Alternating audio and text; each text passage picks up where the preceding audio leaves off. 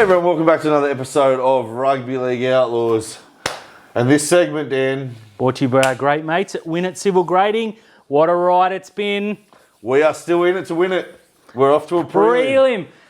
It's almost boring, 2 in a row. Now I know how Melbourne feel. Now you know how Penrith feel, and Melbourne. And we're officially the big boys Brisbane now. And yeah, it's...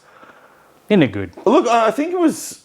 Before we get into it, I think it was really good to see that Joel Kane and Brent Reid came out with two different articles. Now, Brent Reid came out with his hatred of the Sharks and said that we should be out of the competition in 5 years because we're a small club. Joel Kane came out and said that we're the most under-resourced team. And people were going, oh, but they get the same amount of grant. And he's like, yeah, but they're the most under-resourced team. Yeah. Like, back staff. Look at the stadium. Yeah, their membership team are doing their game day, such is the lack of resources that we have. So it's a very, very impressive ride. And for all the grades...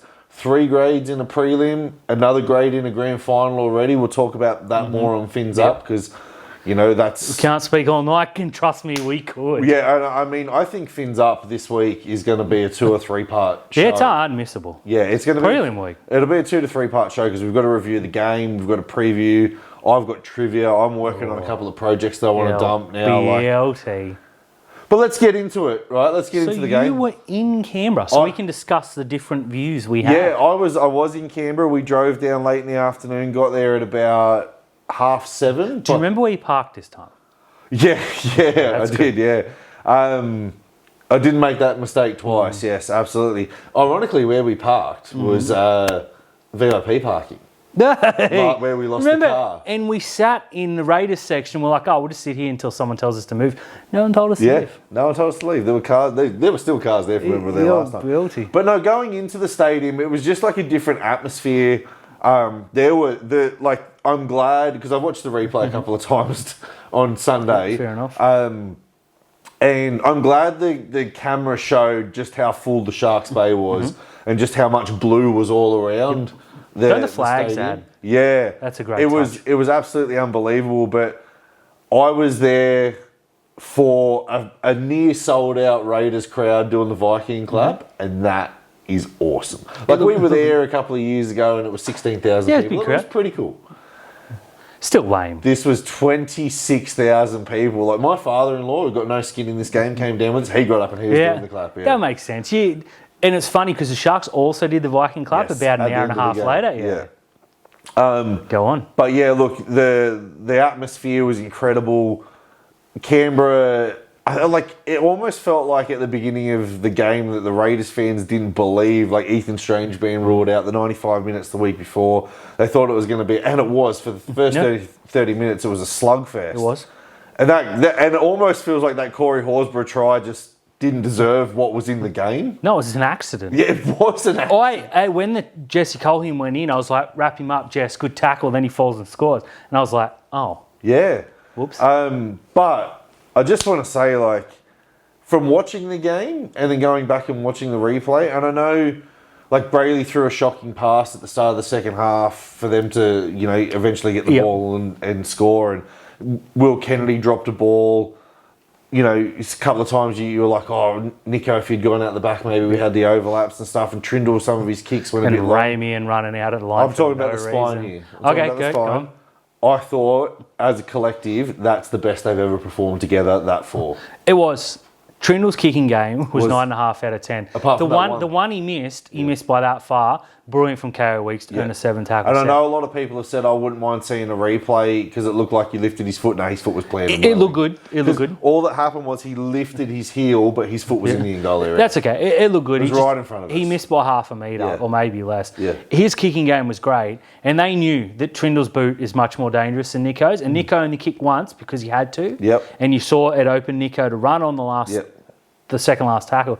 I thought the game plan was very good. Go on. Yeah, I thought it was a bit. Trindle sort of looked at that floating bomb that Fogarty put up that Will Kennedy dropped, and then Trindle was like, anything you can do, I can do better. And Trindles were lethal. And we were sort of sat. We weren't in the Sharks Bay. We were next to it, so there was more Sharks in our bay than Raiders, and a few Raiders fans were going like, who is this guy kicking the ball? I was like, that's Trindle. Yeah, then casuals coming in for a prelim. But overall, like, what was really annoying, we were on the front foot, and then Ramian drops the ball, and they put that kick up, and Kennedy drops it, and Katoa drops the 5th tackle kick because he had no protection. And then we took a bomb. Ramian takes a bomb, and the penalty's given for the softest Nico Hines touch. I don't know, that's hometown cooking. A few of them, like even the Hudson Young, the strip. No, yeah, the obvious strip that wasn't called. Yeah, like that's a strip at Shark Park. Of course it is. That's a strip anywhere else. That was hometown cooking. You can't it is. And you earn those rights. And I'm saying this. Green Atkins had a stellar game. Yeah, I thought the refereeing was good. You're gonna lose a 50-50 or two. Yeah. No pressure there. I thought the wingers were exceptional last night. Now, I don't think Katoa showered himself in glory. No. But he ran hard. Yep. And Ronaldo Mulatalo is just... He's the chirp king. He's back. Earlier in the season when his dip, it coincided with I'm going to try... Remember Steve Austin came out as a corporate champion? Yep. That was Ronaldo for a couple of weeks. No good. No. Ronaldo needs to be Ronaldo, and that's what he's doing, and he's been utterly fantastic. So, at one point in the season, Ronaldo Mulatalo had scored 3 tries. Mm-hmm. Then he started talking shit, and now he's got 17. I'm just saying. Just leave it as it is. If it ain't broke, don't fix it. I thought our spine won us the game. Yep. There's another... Nico Hines, big game. Yeah, and there was a guy next to us going, you can't do it in a big game, you can't, and he was still chirping him. I was like, mate, he scored more points than your entire team. Yeah, he set up the first try. He scored the second. And he set up. Yeah. And then was brilliant for the rest of the game. Puts Teague through the huge gap, puts Iro through the huge gap. Yeah, I don't know what more he could have done. And he's still got people. Last week, you only beat the Roosters, wait till next week. Okay, fair enough, we'll give you that. Yeah. You only beat the minor premiers at home in a qualifying final for a prelim. Wait till next week. Nico cannot do anything more than he did the other night. Fantastic. He was brilliant. I just want to talk about someone else, though, because I've sat on this couch and I've sat on our podcast for a few years and bagged him. Yep. And I thought everything I said was justifiable at the time. Yep. And I've completely backflipped. Like, Brayley's a top 3 favourite player of mine now. Brayley's been utterly a gorgeous human being. We just wanted this, though, Terry. You see, every third week he'd do this. And we get frustrated. My hair would be grey, literally. Falling out. Until thinning. Yeah, and then he's like, okay, I've messed with these boys enough. I'm going to be the second best hooker in the game. Yeah. And the gap, it was Harry Grant and a huge gap. Yeah. He's closing that gap week on week. And you see, well, you didn't see, but Kevin Walters, they're like, were you going to take him? He's like, it's going to be hard to ignore this form. Yeah, really, really hard to ignore the form. His leadership, though, the 4-0 as a captain. Yep. And he even said, like, my last words were not, we earn this, we deserve this. It's, we want this. It's ours. We've got to go and get it. 61 tackles last night for one miss. And as I said, I've watched the replay. I can't remember him missing a tackle. Might have been a late peel off and they're going, we got to make a start. Yeah. Brayley was utterly fantastic. He ran... He's otherworldly. His form is the run that got the shot was so perfect because we weren't... I mean, it was a good set. We weren't really going anywhere. He took off, smack, 2 easy points, and it's sort of... They're chasing the game and had to do some stupid stuff. So it's 18-12 at that point, and the camera, even where we were, the camera panned straight to Fanua Blake on the bench, sticking the 2 up. We're going to talk about Adam Fanua Blake we are. A little bit later in the other segment. So you have to stay... If all the you're way. a Sharks fan, you have to stay all the way through because there is a big segment coming up about Adam Fanua Blake. But leads into our forward pack. It certainly does. The much maligned, formerly maligned forward Now that Canberra forward pack, scary. When you see them, like the Sharks warmed up in front of us. So my eldest came with us on the trip down to Canberra. Her little brother came along for the rise. Massive Shark. Not my kid, but massive Shark. Should be. Shark. And we went for a bit of a walk and we saw Joe Tarpany. Oh, yeah. And like, Joe Tarpany's a little bit shorter than me. I'm quite tall. So are most people. Yeah. But he is as wide as this lounge. Like, big dude. And and then you see Papali'i. Yeah, he's a little bit shorter, a little bit wider. That Canberra pack is frightening. Enormous. Hudson Young's a monster. John Hoskins tall. Yeah. Simi Sasangi, who's playing 5'8". He's a big boy. He's good. Corey Horsburgh ain't small. Yeah, Corey Horsburgh ain't small as well, although he's got them spaghetti arms. Yeah. Don't quite fit his body. Well, like olive oil. Yeah. So that's a deep for our pack to stand up and monster their pack. They mushed them. And we'll go through all the stats on Fins Up because there wasn't much in the game. In terms of how much ball was in play, who had the ball for what amount of time. We had 2 more runs than them. Yeah, it was crazy. But made like 300 metres more. Yeah, well, when Hero runs 60, that'll happen. And when T has that break as well, like T who didn't do anything. Yeah, hardly yeah, I didn't notice him, did you? Idiots. But our forward pack, like Delicious. where the game changes when Canberra have to go to their pack, and it's Arda Mariota. Yeah, it's an okay. And bench. it's Morgan Smithies, who's fair He's enough. fine. He's fine. Okay. Fine. But you're bringing on Talakai. Yeah, hadn't he been a weapon off the bench? You're bringing on Big Ball. Yep. Oh, fair enough. Yep. That sucked. Unfortunately, got E-Honded, but You're bringing on Ueli. Hamlin Uele Yep. in New Zealand and some Oh yeah, he'll get picked international. for something. And you're bringing on Britton Nickera. Yeah. Who's going to be a starting edge back rower. You know, I think the Kiwis look at that and go, mate, you can stay on the bench as Yeah, well. I think he's improved out of sight since he's come back. He had a bit of a dip off Yeah. and did something stupid and served his time, whatever.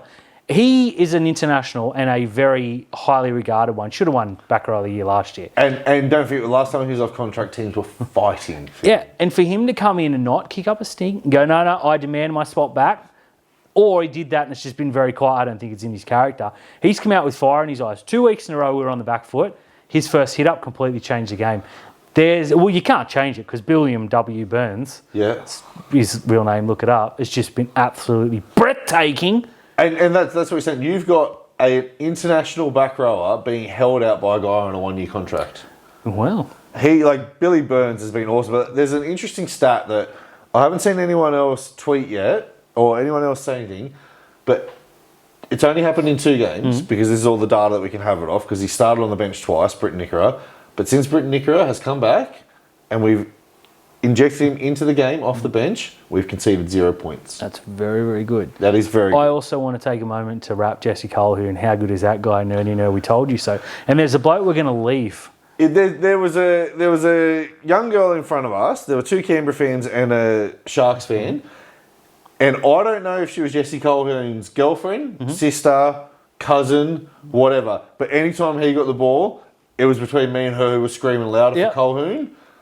If you're watching this show, get in touch because we'll Yep. send you out a Colquhoun pack. Please. Please. I love it. Yeah. The Colquhoun army grows, and he gets another O, obviously, on the back of that. yeah. Which brings it to 26. He was mental. He's completely changed. It sucks what happened to Cam, but you can't help but think this is Speaking a of bright Cam light. McInnes, right? We're driving home last night and... Cam was running beside you. No, well, we stopped over. It's midnight. We've stopped over to get a drink and drop the kids off to their respective parents.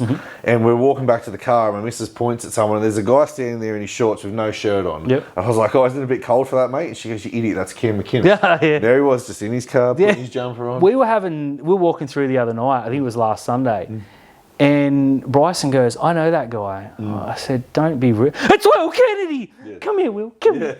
So yeah, the boys are up and about. The boys are up and about. Now, so are the girls. Yeah, they girls are. in the black, white and blue, they are through to a second consecutive prelim. Yeah, they are, prelim. We'll go in as massive outsiders, but that's not what it's Are about. we a chance of getting any players back? Not really. What happened to Quincy Dodd? So she got foot or ankle surgery and was ruled out for the season, but Damn. it sort of kept hush-hush. And Essel Biddle, much the same. Caitlin Johnson-Green's got a fractured eye socket.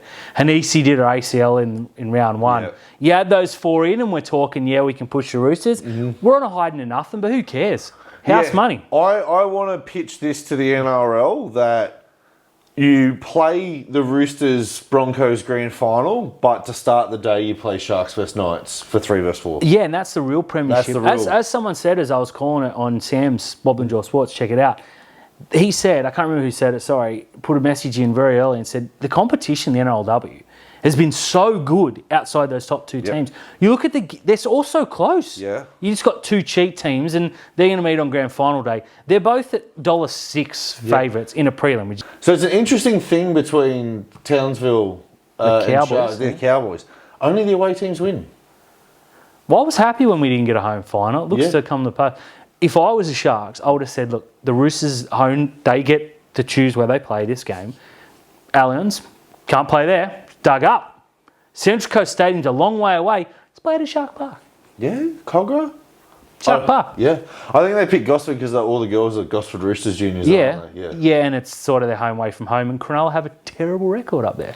Oh, well.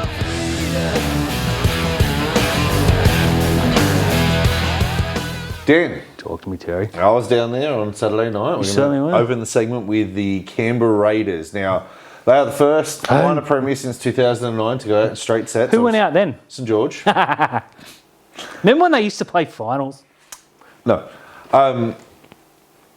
Do you think Ricky Stewart-Roo's resting everyone in the last round? No, I don't think it makes a difference, to be honest. I think the Brisbane game just took it out of them and Cronulla mopped them up because we're a better football team. I've seen a lot of people say they weren't really the best team in the competition. I've seen a lot of people say they had a soft draw. I want to talk about the soft draw as well. I didn't put that down on here, but I want to talk about the definition of a soft draw. Yep. Is it a draw that's soft, Terry? No, I don't think there's such thing as a soft draw that you can get. But I want to talk about it because anyway. Let's do it. For Canberra, losing that game, it was opportunistic for Cronulla. Like, they just got Canberra right time, right place. Yep. But I also think Canberra were really not battle-hardened going into the finals. Fair call. They didn't play a top 8 team, apart from Penrith and Mudgee. Doesn't it feel a little bit familiar? Yeah. So they weren't as battle-hardened as they needed to be. And that game against Penrith, like, it was at a point where it could have gotten away from them. Yeah. And then they used their magic that they had all year. And that doesn't come back in finals football. Different set of foot. Yeah. Again, doesn't it feel familiar? And then on the last game of the season, Ricky Stewart rests everyone. I get it. The only one who plays from their starting pack is Corey Horsburgh, and they get absolutely... Who laughed at our challenge, mate. Yeah. Then you go back, you have a look at the finals week 1. They're so far ahead, like... I don't know if they... I wanted to take shots at Canberra last night, but I was like, no, you know what? You have to be really humble in this because it's happened to us. Well, that feels familiar. But were they the worst minor premiers that you can remember? Oh, in terms of... yes, because it feels unfair to say, but they've been bounced in straight sets, which hasn't happened for a long, long time. You expect the minor premiers to get to a prelim. Let's call a spade a spade. I don't feel like this is a bad team. As I was saying, it feels familiar. They overachieved and reset expectations against what was reality. Yep. As Cronulla did a couple seasons ago. Yes. I've like at the beginning of the year, obviously you wanted to have them in the bottom 4. I wanted to have them at 8th. No, right. I think it's a middle ground somewhere, right, as to what people had them. I don't know if that's true. You go back to the Daily Telegraph, no one had them in the top 8. Yeah, that's fair enough. You go into the Canberra Times, and you know, I've done all of this. Yeah. You can see that they had Canberra in the 8, but they had them in the bottom part of the 8. So to have overachieved, it just feels like, you know, everyone was thinking it was going to be Penrith or it was going to be Melbourne or Brisbane, you know, like, I didn't even think Brisbane, you know, like, I think they've done really well where they're at the moment as well. So for them to be there, it was different. Now, can you remember the last minor premiers that didn't make the grand final? I just had to check this off air and I had to confirm that I was right, and I am. No. It's the Roosters. Yep. And they've done it twice, 2014, 2015. Losing prelims? Yes. You see there again, they made it through to a prelim. They made it through to the prelim, but they didn't make the grand final. So generally your minor premiers, now your minor premiers don't always win. No, but they should get to a prelim. They should get to You only got to win one finals game, which we've seen is difficult. You got to win 2 to get to a grand final. You only got to win one. Oh, 1 to a prelim, 1 to a prelim. So they should make the prelim. But I don't disagree, and I don't want to bag Canberra because I think they've had a tremendous season. Yeah. But much like Cronulla in years gone by, they weren't battle hardened. They had an easy draw. Blah blah blah. They got bounced to the finals, and they got to cop that. So this is what I want to talk about: the easy draw, right? The strength of draw comes out at the beginning of the year, and it's based off last year's top 8. Yeah. Now, off last year's top 8, Cronulla played. They played Manly twice, beat them. They played North Queensland twice, beat them. Yep. And they played Newcastle twice, beat them. They were all in the top 8 last year. So Cronulla were seen to have a tougher draw this year. And people are like, oh yeah, Cronulla are finally getting a tough draw. The draw changes though. It does. Well, it does. And so Canberra were judged to have a tough draw because they played a lot of the top 8 from last year. But 3 teams dropped out. One of them came last. Yeah. Like... I don't like this draw. I'm not huge on the soft draw, but you don't want to win 60-0 3 weeks into finals. You want to do what Penrith did, and you want to play the top teams and get there. But ultimately, the best teams win come finals time, and we'll talk about a team that didn't do that in a minute. And a lot of, and again, like going into this, a lot of people laughed at Penrith because they lost to Melbourne and Canberra back-to-back weeks in Golden Point. Now look at them. They're battle hardened. Yeah, they've now gone on to this mentality of we know what we've got to do to win now. You got to come and beat us. And then you have a look at Canberra. They had that win and they went really They didn't play anyone strong after that. They didn't. It's just the good teams, they just kick up. But speaking of Penrith, they beat the Bulldogs. The Bulldogs got bouncing straight sets. Haven't won a finals game in over 10 years. I think they're 0-5 since. To you. Oh, okay. Well, there you go. That was my question to you. Is can you remember the last time the Bulldogs won a finals? Yeah, the year before. Yeah, the year before we won the title. I was there at the Penrith game in 2016. I was there with a mate. Everyone's going to point to the Lachlan Galvin signing for good reason. They're going to talk about bringing Harry Hayes in or Bailey Hayward, whichever it was, Fareed Marnie. They're going to talk all this stuff. I think the Dogs massively overachieved early on, and I think more importantly, other teams had figured them out because the past 10 weeks, name a marquee win they had. Yeah, you can't nothing because they played against a weakened Penrith team and only they just won. got figured out. It happens. Oh, I want to talk about like Cameron Ciraldo. I think he's going to be a good coach. Yeah, I think he's going to be a undoubtedly. great coach, right? But he overcomplicated things that he didn't need to this year. Even going into today, what side of the field has Bronson Xerri played on for Canterbury this year? The left. The left. Exactly right. He's played on the left. He played the majority of his football on the left at Cronulla. Yeah. He played a couple of games at right centre, played a couple of games at right wing. The majority of his career, even going back to the Flegg Grand Final that we won, he played on the left. Yep. Stephen Crichton gets ruled out, who is the right centre, and instead of just putting Matt Burton at right centre, he puts Matt Burton in at left centre and he puts Bronson Xerri over to the right. And they just rip him apart. They did. They really took him apart. So they put Burton on the side with the rookie winger, who, you know, is a fair... He's not quite up to standard. Yep. And Talangi and Nathan Cleary just went, here we go. And they just went there early, went there often, blew off the park, it was game over. Burton's so slow. He is, unfortunate. You were very much right, he overcomplicated things. Yeah. Nathan, a mate of ours on Twitter, he reckons they had a free hit. This season was sort of just get to the finals, win a finals game. You know, they fell short of that. But it looked to build for the future. I think the step back from Reed Marnie to Bailey Hayward Huge. is humongous. I don't rate him. I don't think he's very good football. Yeah, well, I'm happy to eat my words. I'm sure Lachlan Galvin's going to be a tremendous footballer. I'm not. But not a halfback. He looked at home today when he got to the right and was putting Jacob Preston through. But is that more on Preston? They don't have a halfback, and you cannot win a competition without a halfback. I also think you saw Connor Tracy's ceiling in the last few weeks. He went 0 from 4 trying to stop people, and they swatted him aside. We hear it about Will Kennedy. It's time to look at Connor Tracy and say, yeah, look, he's great in the regular season. At Cronulla, we saw him cost us 2 finals games with poor performances. I hate to put it on him, but facts are facts. I don't think that Dogs team is good. You look at their forward pack. Max King has been horrible since Origin 2. Tupanua looked really good yesterday. I thought he played exceptional. Jacob Preston should play for Australia. Outside of that, Kikau, of course, is very, very good. Their bench is the worst bench in the competition. Yeah, I don't know what I mean, like, I've had my thoughts on Bailey Hayward coming in for Reed Marnie, and I know Dogs fans... I really rate Dogs fans because they just buy into everything that their club says. Like, if they turn around and say Reed Marnie's a dreadful person, right, Reed Marnie's out, Bailey Hayward's the next big thing going into it, right? But Reed Marnie is 5 times the player that Bailey Hayward is. Oh, Bailey Hayward talks more. Shut up. Yeah, who cares? Like, I'm okay with dropping Toby Sexton because we've seen Toby Sexton stealing. He's going to be really good in the Super League. Yeah, absolutely. But this guy got rissoled from the Titans for Tanner Boyd. Yeah. This tells you everything that you need to know about him. But...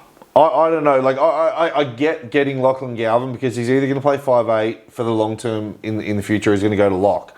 But I'm not as convinced. And I said it today. Like our mate Paul is huge on Lachlan Galvin. I see him at Salford in 5 years. Maybe. If Salford have a team, maybe he's got a long way to go now. He'll be heaps better for the off season. I reckon he's going to be the fall guy, and that's on him and his manager. I get it. He would have been better off playing the season out the Tigers. Oh, yeah, I will.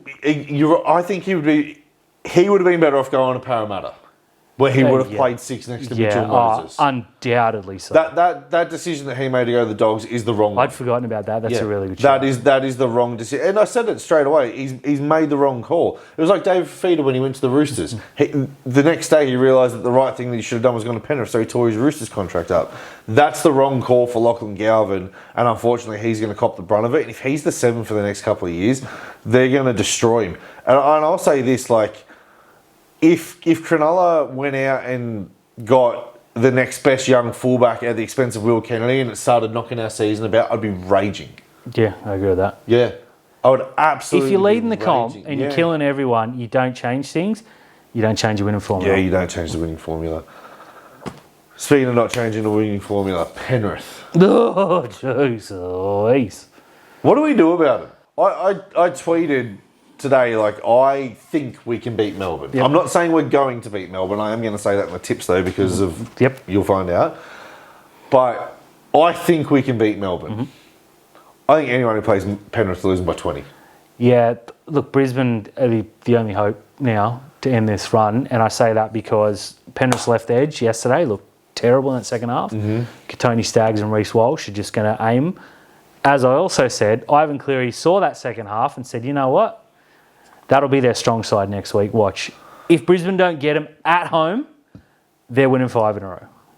And that's a scary thing to say. What is considering they were sitting last 15 weeks I tell you, ago? it would be cool if Cronulla and Penrith played in the grand final. It was 5th versus 7th. You're finally going to get the first team out of the air. Just unfortunately, we're coming up against Penrith. Yeah, it sucks, but that's the ideal grand final, I think, with the greatest respect to both Melbourne fans. I think that is what the majority of fans Sully want. and Haley, we know you're watching. Everyone wants that grand final. Yep. But I think Penrith they're not there yet, but they're certainly feeling like they are. And I just said a couple of weeks ago, They're the favourites. If they go to New Zealand, play the Dogs in front of 60,000, go to Brisbane or Canberra, and then win the grand final without a week off, just fold the competition. Yeah. Looks like we're folding the competition. Because it's not going to get any better next year because their Jersey flag team is in the grand final. The New South Wales Cup team would have been in the finals and probably in a prelim. Yeah, if they didn't rest It's not getting any easier for the competition it's now. lucky they don't have a women's team. And Nathan Cleary, like, any time things were just going wrong, is, oh, yeah, I'll just kick 40-20. Why not? Yeah, his boot's incredible. I don't... Look, Alamotti, he just needed to get out of the Bulldogs. They had him as a centre. We said he was rubbish. Yep. Which he was at the time. He went to Penrith. He's now one of the best wingers in the competition. Served his time in New South Wales Cup. They said he wasn't doing good enough. They dropped Tom Jenkins. Who had been awesome. And everyone's saying, what are you doing? And then Alamotti was arguably the best player on the field. Ivan Cleary just taps I know what I'm doing. Yeah. He taps his coach of the year and just says... They're going to run out of space for tattoos, like the premiership tattoos. Show amps. Let's not talk about that anymore. Let's talk about... And you want to talk about this. This is yours. Over to you. I said earlier in the year, I thought the best signing of the year was Aaron Clark. Just going to walk that back a little bit. I think Aaron Clark's been a fantastic signing. Terrell May. Terrell May also very, very good. I'm here to make a statement. I want to hear an argument if you've got one. I want to hear in the comments, please. The signing of the year, as of right now, is Adam Fanua-Blake, and it's not even particularly close. What do you got? Let's have a look. Who's left? Melbourne didn't really have... Oh, they had Stefano. Yeah, he's been good. He's stepped up as we knew he would, leaving the Tigers. Penrith didn't really sign anyone. They got their 5'8". Blaise Talangi, okay. He's been good. He's been very good, in fact. Brisbane? No. Ben Hunt, yeah. he's been good as well. But has anyone turned a team that Adam Fanua-Blake? My argument is, last year, everyone said, cool, Cronulla got everything except the forward pack. Now, you got Brad Fittler, you got Cooper Cronk, you got all these blokes saying Sharks had the best forward pack in the competition. You look at the bench, and I think it's pretty clear that Cronulla had the most impactful bench in the competition. 12 months ago, that would have been unfathomable. And it's all because of Adam Fanua-Blake. On and off the field, he's been everything we've wanted and then some. You still have people saying, oh, he's not averaging 200 metres, etc., etc. That was his role in New Zealand, and he did it very, very well. Where did they finish? They didn't make prelim. He's come across here. He's taken the leadership role. He's grabbed Toby Rudolph by the scruff, dragged him. He's turned Oregon Kaufusi, who was downright a park footballer, into a bloke that we were sad got dropped the other night. You see Billy Burns become a superstar. Britton Nicker has turned into a killer. Teague Wilton is one of the best left side back rowers in the competition. Fight me on that. There's probably 3 or 4 better tops. Jesse Colquhoun, he's put him under his wing by all accounts. Jesse Colquhoun's taken a huge step forward. You've seen Hamlin Ueli, who we've called a blob with no smile. That's what we called him. He's been a killer the last few weeks. That is all Adam Fanua-Blake's influence. Yeah, Talakai? you can't convince me otherwise that a guy like Britton Nickera, who could have kicked up a fuss, didn't look at a guy like Adam Fanua-Blake and just say, like, what do you think? And Fanua-Blake would have been said, look, whatever's great. Yep. Good. Round 20, Britton Nickera is right back in the team. 100% If this is what yeah. happens. So, yeah, it's hard to argue with you. I think regular season, you're probably looking at the guys who weren't expected. Like Aaron Clark, no one expected. When the Warriors signed Aaron Clark, everyone was like... Yeah, good pick. So I think, I'll argue for the regular season, but this is exactly what Adam Fanua-Blake has done. Because I don't think we beat the Roosters if he doesn't come back on the field. No. And last night, he took it to the Raiders. And did you watch the Craig Fitzgibbon press conference? I didn't know. He said when Tom went out, at halftime, he played Adam Fanua-Blake the whole first half. And then he said to him at halftime, he said, I've just got to run the guts out of you. What have you got? And Fanua-Blake just said to him, whatever you need. He could and then he walked away. Yep. And Fitz was just like, he just said to me, whatever you need. And then he just walked away and he started talking to his teammates. Yep. There you go. His second stands have been so good this year. He's been everything we wanted. Everything we needed. And if we go out this week, we've achieved exactly what we did last year, right? Mm-hmm. But last year, we sat here in a prelim and not for one single second did I think we would come close to Penrith. Mm-hmm. And other than the Katoa try that briefly put us in it, I don't feel like Cronulla were ever in that game. Now, it's different. Melbourne are still deserved favourites, but I think we can match them because they don't have Nelson and we've got Adden, which we saw earlier in the year. The game was close. Fanua-Blake took the scruff and got us home against Melbourne, albeit in Cronulla. I think he's the signing of the year. Now, we're up to the prelims, Dan. We're going to go into the tips section soon, but I think the prelims have a really special feel about it this year because Melbourne Sharks, 2016 Grand Final, Brisbane Panthers, 2023 Grand Final. The best Grand Final of all time. If Cronulla win and Brisbane win, you get the replay of the 1997... Super League. Yeah. If Cronulla and Penrith win, it's the Battle of 1967. Oh. If Penrith and Melbourne win, it's replay winner takes all. Yeah. It's best of three. Yep, fair enough. And yeah, if, you're just playing all these what-if scenarios. It's a perfect setup. It's the perfect setup. It's the best prelim that we could have got. Like the Dogs came in. Could you argue they're the best four teams? Because I'm here to argue that. This was our top four this year. Yeah, we picked Brisbane fourth, Cronulla third, Melbourne second, Penrith first. I think these are the four best teams in the competition. I think it's really, with the greatest respect to Canberra and the Dogs and the Warriors to a lesser degree and the Roosters a bit. I think these are the best four teams in the competition. I think we've got the perfect prelims. I wish we were going to Brisbane because I just... Oh, you know what? The thought of going to Melbourne, I hate it. We've got to win. We have to win eventually down there. Yeah. We have won games down there, not finals games. Yeah, and they didn't matter. The last couple of times we've been down there in games that matters, we've been stonkered. Like absolutely flogged in the last round in 2016 with the minor premiership on the line. Yep. And last year we got poleaxed. 2018, we had a prelim against them. Yeah, and they whacked us. And then last year... We have to win a game. We're due. And they can't keep beating us forever. They can't. And there's one thing we have now that we didn't have in any of those games. Adam Fanua-Blake. Adam Fanua-Blake, two things. And Nico Hines is playing really, really, really good football. Three things. Blake Brayley's the best player in the comp. See, here we are. We're sitting, going back to the point before, Adam Fanua-Blake. But these prelims, you couldn't draw them up. They're delicious. Honestly. Delicious.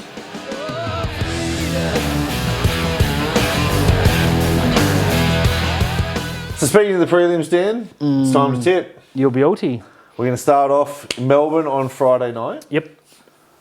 Down in front of what is going to be sold out. Huge crowd. Couple of Sharks fans going down. Big contingent already there. There's a lot there. A guy on Facebook, he's pretty big on Sharks Forever forums as well. Lockie is organising the pre-drinks. He's organising the march in. He's organising tickets in the bay. The big section of Canberra fans that went down are going to Melbourne already. I'm in a group. There's like 50, 60 people already. Fantastic. Going down. We need the same bay. We need the same noise. Mm-hmm. We can do this. Now, for the last 4 weeks, you and I have tipped opposite, and we're going to continue that. I am tipping the Storm. Yep. Why are you... I'm tipping the Sharks. Yep. Why are you tipping the Storm? Two reasons. Mm-hmm. Jinx and Jinx. Yes. And the third reason? Jinx. Beautiful. I'm tipping the Sharks because I don't want to. This should be an incredible game. If this, you can't pick the game of the round though. No, there's two of them. I'll tell you what the game of the round is: Geelong, Brisbane. But anyway, it's a different sport. Sure. Geelong. We've got to go different. Sunday afternoon, up in Brisbane. Daytime footy. My God, Dan. Yeah, I'm happy about this. Penrith, Brisbane. Can I ask you, though, why couldn't they play this on Saturday night? Well, because the way that it's gone the last couple of years, they changed it from Friday, Saturday to Saturday, Sunday. Yeah. And now everyone's saying, oh, but Sunday get a short turnaround. And because of Melbourne grand final, okay, Sharks had to play Melbourne on Friday night. There ain't no grand final up in Brisbane. Now, the Lions are involved. Yeah. So they're going to be a few people there. Penrith are getting a 7-day turnaround. Cronulla are getting a 6-day turnaround. Just leave it. So why couldn't they play Saturday night? Anyways, that's another argument. Why they couldn't play it on Saturday night is because the grand final... The AFL Grand Final is down there and it is going to be packed. And as we already discussed, there's 90,000 people go to the game, 60,000 people stay to party afterwards.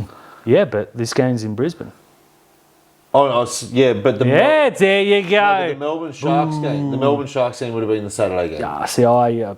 Whatever. Yeah. Sunday Arvo's brilliant. I love it. I'm just here to argue. You know what you should have done? Put both games on at Sunday Arvo. 1 at 2, 1 at 4. Yeah, that makes sense. I like But this then we game. don't have Friday, Saturday footy. Yeah, true. That's terrible this week. I had to watch AFL crap. Who are you tipping? Penrith.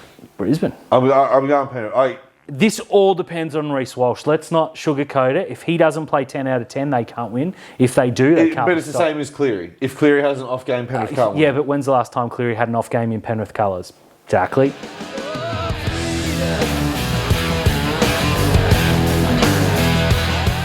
Hey everyone, thank you for tuning in to another episode You can't, because he hasn't. What? Cleary. Okay. He's just too good. He is way too good. Walsh, Cleary, Hines, Munster, Adam Fennell, Blake first the world. Like Grant. and subscribe. Brayley.